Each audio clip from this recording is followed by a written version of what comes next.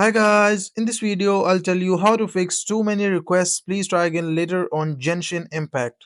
So first of all, what you need to try is you must have a good internet. If you do not have a good internet, you will face that issue.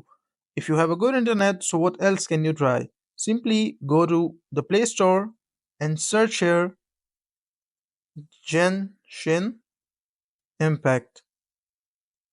After that, check if your app or game have any updates. If it does, simply update the game and try again.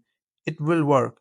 And if you are still facing the issue, simply go back and go to the settings of your phone, scroll down and find applications. Go to App Manager and find here your game. After that, open the game, click on Storage, and here just clear all the cache and clear data.